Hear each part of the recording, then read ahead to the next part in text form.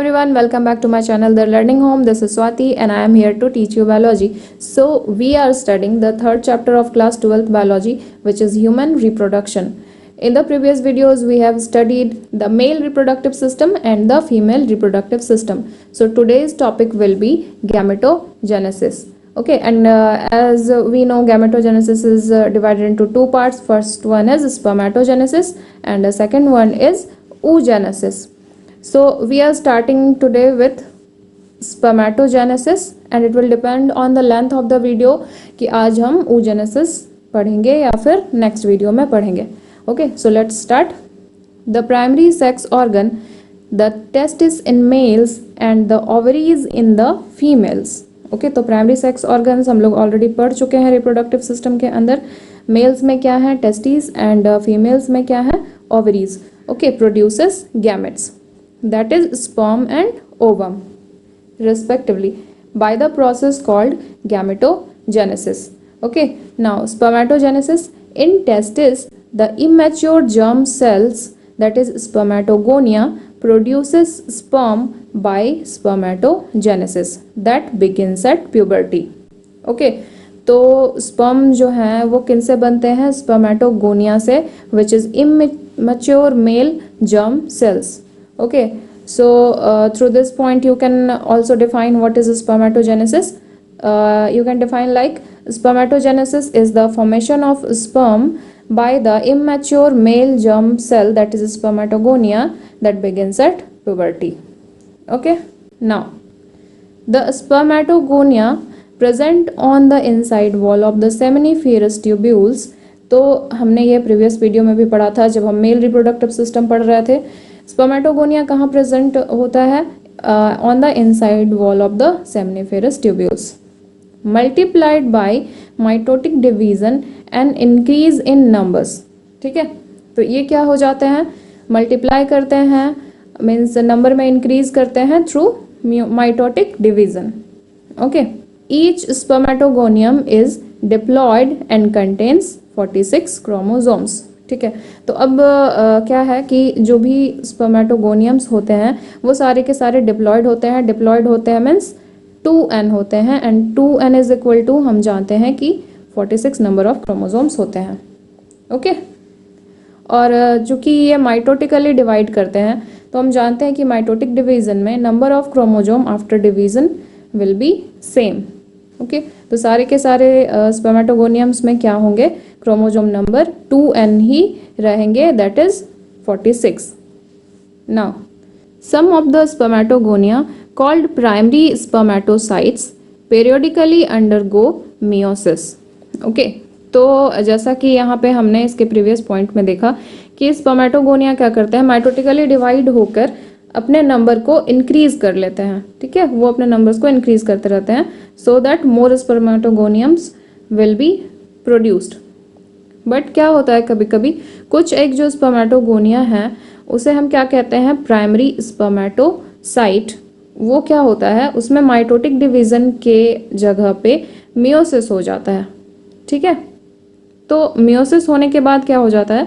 A primary spermatocytes completes the first meiotic division, which is reduction division, leading to the formation of two equal haploid cells called secondary spermatocytes. तो जब किसी spermatogonia में meiosis होता है तो हम उसे क्या कहते हैं? प्राइमरी स्पर्मेटोसाइट कहते हैं.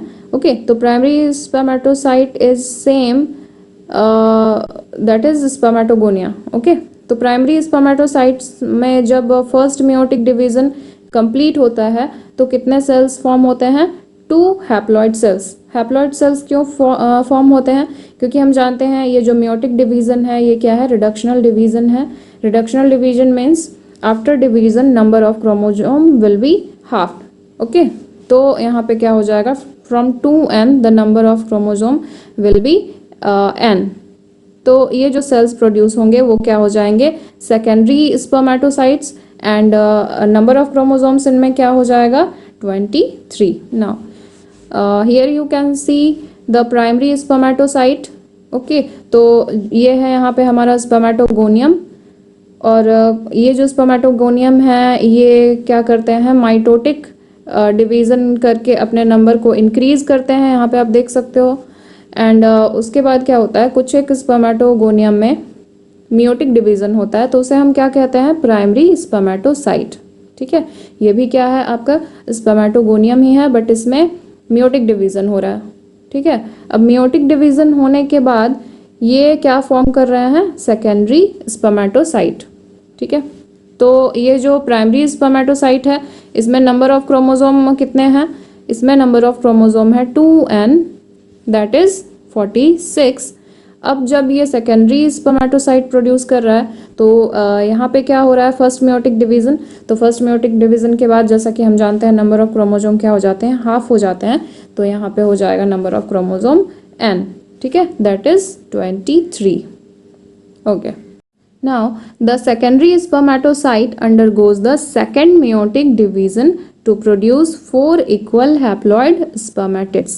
ठीक है, अब meiotic division में क्या होता है, बैक टू बैक 2 डिविजन्स होते हैं। तो फर्स्ट डिवीजन के बाद क्या हो गया, 2 सेल्स प्रोड्यूस हुए और उसमें नंबर ऑफ क्रोमोसोम हाफ हो गए। अब क्या होता है, सेकेंड मियोटिक डिवीजन होता है, तो 4 इक्वल हैप्लॉइड स्पर्मेटिड्स प्रोड्यूस होते हैं। ठीक है, तो हम लोग जानते हैं मियोटिक डिवीजन में क्या होता है, 2 बार डिवीजन होता है। एक बार डिवीजन होने के बाद 2 सेल्स फॉर्म होते हैं, और सेकेंड डिवीजन में इन्हीं 2 सेल्स से फिर से 2 और सेल्स फॉर्म होते हैं, तो टोटल 4 सेल्स प्रोड्यूस होते हैं। ठीक है, तो यहाँ पे भी क्या हो जाएंगे, 4 स्पर्मेटिड्स फॉर्म हो जाएंगे। वो जो 4 सेल्स प्रोड्यूस होंगे उसे हम कहेंगे spermatids. And here you can see the spermatids. Okay, यहाँ भी आप देख सकते हो, ये जो सेकेंडरी स्पर्मेटोसाइट्स हैं, इनसे क्या प्रोड्यूस हो रहा है, स्पर्मेटिड्स। तो एक सेकेंडरी स्पर्मेटोसाइट से 4 स्पर्मेटिड्स फॉर्म हो रहे हैं। Okay, what would be the number of chromosome in the spermatids. तो अब आप लोग ये बता सकते हो कि इसमें नंबर ऑफ स्पर्मेटिड्स क्या हो जाएंगे। यहाँ पे देखो, प्राइमरी स्पर्मेटोसाइट्स में कितने थे number of chromosome, 2n। Then secondary spermatocytes में n हो गया, क्योंकि फर्स्ट मियोटिक डिवीजन के बाद क्या होता है, नंबर ऑफ क्रोमोसोम हाफ हो जाता है। तो स्पर्मेटिड्स में भी कितने होंगे, n नंबर ऑफ क्रोमोसोम ही होंगे। ठीक है, the spermatids are transformed into spermatozoa. Okay, तो स्पर्मेटोजोआ जो है उसे हम क्या कहते हैं, स्पर्म कहते हैं, bye the process called spermiogenesis. ठीक है, तो स्पर्मेटिड्स से जो स्पर्मेटोजोआ फॉर्म होता है, दैट इज जो स्पर्म फॉर्म होता है, उस प्रोसेस को हम क्या कहते हैं, spermiogenesis. Okay, after spermiogenesis sperm heads become embedded in the Sertoli cells and finally released from the seminiferous tubule by the process called spermiation। ठीक है, तो अब यहाँ पे हम देख सकते हैं ये जो स्पर्मेटिड्स फॉर्म हुए थे, ये क्या फॉर्म करते हैं फाइनली, स्पर्मेटोजोआ, जिसे कि हम क्या कहते हैं, स्पर्म भी कहते हैं। ठीक है, अब ये जो स्पर्म्स आप देख रहे हो यहाँ पे, ये इनका हेड्स जो है स्पर्म का, वो कहाँ पे एम्बेडेड हो गया है, it is embedded in Sertoli cells. ये जो सेल्स आप देख पा रहे हो, ये क्या हैं, सर्टोली सेल्स हैं। ठीक है, एंड फाइनली ये जो स्पर्मेटोजोआ फॉर्म हो चुका है, ये रिलीज हो जाता है by the process of spermiation. ठीक है, spermatogenesis starts at the age of puberty due to significant increase in the secretion of gonadotropin releasing hormone, that is GnRH। तो जो ये स्पर्मेटोजेनेसिस है वो किस एज में होता है, प्यूबर्टी में। अब प्यूबर्टी किसे कहते हैं, puberty is the age of 10 to 13 years, okay, in boys. तो it is the age when a child is, so puberty is the age when a child's body is physically getting converted into like that of an adult body।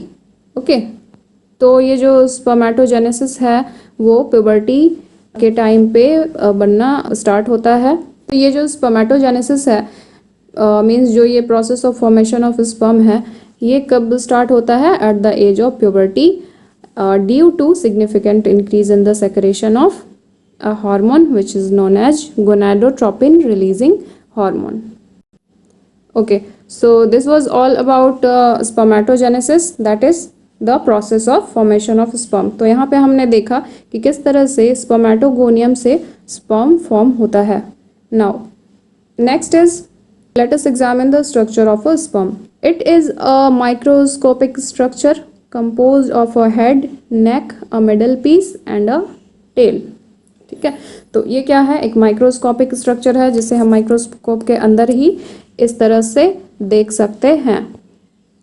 इसमें parts कौन कौन से हैं? First one is head, second one is neck, third one is middle piece and fourth and last one is tail. Okay, A plasma membrane envelops the whole body of the sperm. ठीक है, तो ये जो sperm है इसके पूरे body के चारों तरफ क्या होता है? प्लाज्मा मेम्ब्रेन की एक लेयर होती है। ठीक है, the sperm head contains an elongated haploid nucleus. So this is the head of the sperm. तो यहाँ पे क्या होता है? एलोंगेटेड हैप्लॉइड न्यूक्लियस प्रेजेंट होता है। हमने अभी जस्ट देखा था कि जो ये स्पर्म्स फॉर्म होते हैं ये क्या होते हैं? हैप्लॉइड होते हैं। मीन्स इसमें n number of chromosomes present होते हैं। ठीक है, तो इसमें जो न्यूक्लियस है वो क्या हो जाएगा? हैप्लॉइड न्यूक्लियस प्रेजेंट होगा।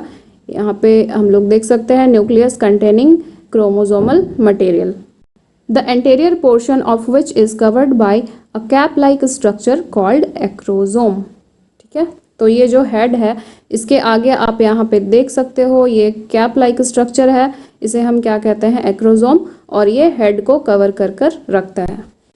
The acrosome is filled with enzyme that help fertilization of ovum.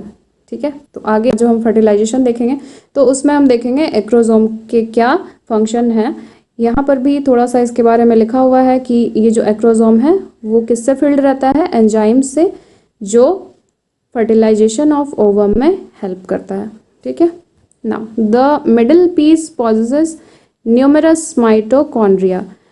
So this one is the middle piece. ये जो पूरा स्ट्रक्चर है ये क्या है? मिडल पीस है, और यहाँ पे काफ़ी सारे माइटोकॉन्ड्रिया प्रेजेंट होते हैं।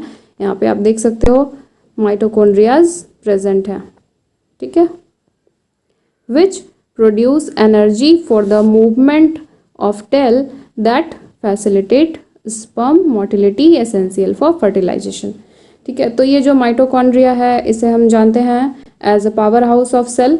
ठीक है, तो this is here the energy source for swimming of sperm. ठीक है, ये क्या करता है? टेल को मूवमेंट प्रोवाइड करता है अपने एनर्जी से, ताकि ये जो स्पर्म है मूव कर पाए। क्योंकि जो फीमेल गैमेट है ह्यूमन में वो क्या होता है? हम जानते हैं वो नॉन मोटाइल होता है। तो मेल गैमेट को मोटाइल होना होता है ताकि वो मूव करके फीमेल गैमेट तक पहुंच सके और फर्टिलाइजेशन का प्रोसेस पूरा हो सके।